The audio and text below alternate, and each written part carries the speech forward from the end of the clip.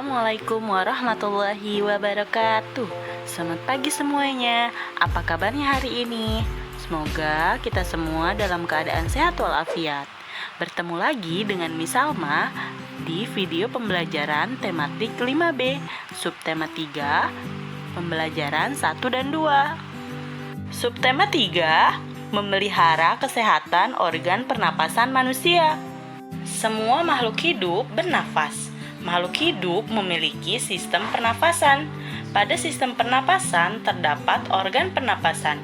Organ pernapasan dapat terganggu karena faktor fisik, faktor penyakit, faktor lingkungan, dan faktor kebiasaan.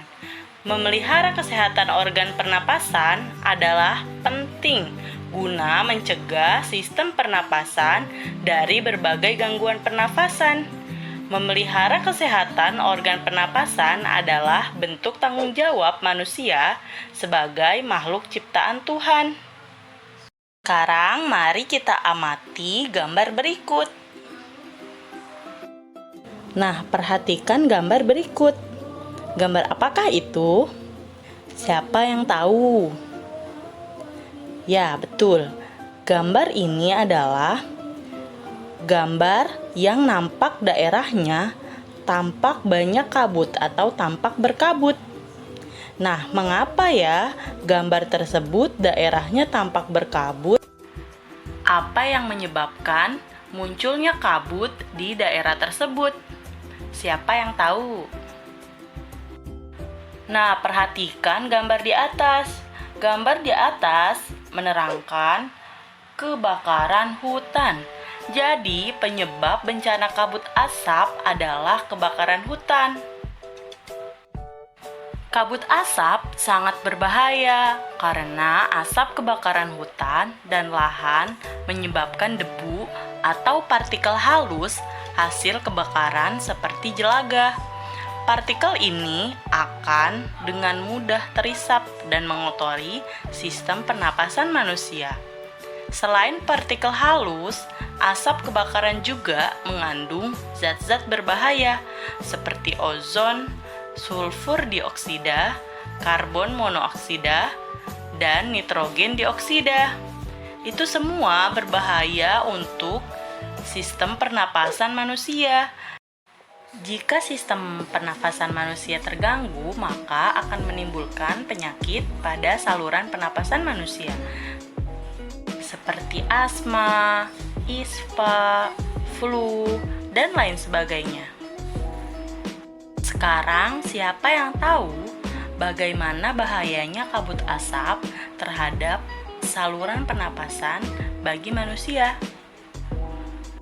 Nah, ini adalah bahaya kabut asap bagi kesehatan manusia. Yang pertama, bisa menyebabkan iritasi pada mata, hidung, dan tenggorokan, dan menyebabkan reaksi alergi, peradangan, dan mungkin juga infeksi. Yang ketiga, memperburuk penyakit asma dan penyakit paru-paru seperti bronkitis, menyebabkan kemampuan kerja paru-paru berkurang dan menyebabkan seorang mudah lelah dan mengalami kesulitan bernafas. Yang kelima, menyebabkan polusi pada air bersih, tanaman, sayuran, buah-buahan, dan makanan yang tidak ditutup.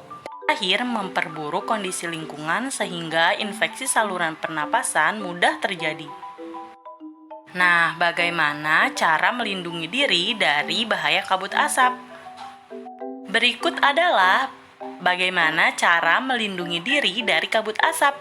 Salah satunya, hindari atau kurangi aktivitas di luar rumah, memakai masker ketika keluar rumah.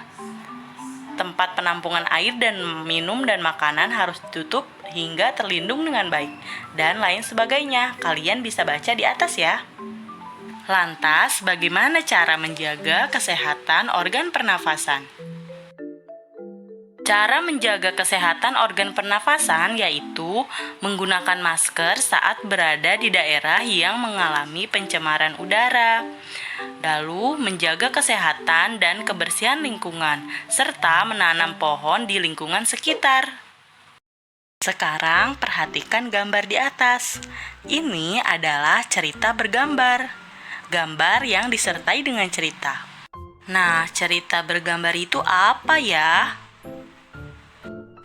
Cerita bergambar adalah cerita yang ditampilkan dengan menggunakan gambar. Contoh cerita bergambar adalah komik. Apakah kalian pernah membaca komik? Jika pernah, itu adalah contoh cerita bergambar. Berikut adalah unsur-unsur dalam cerita bergambar.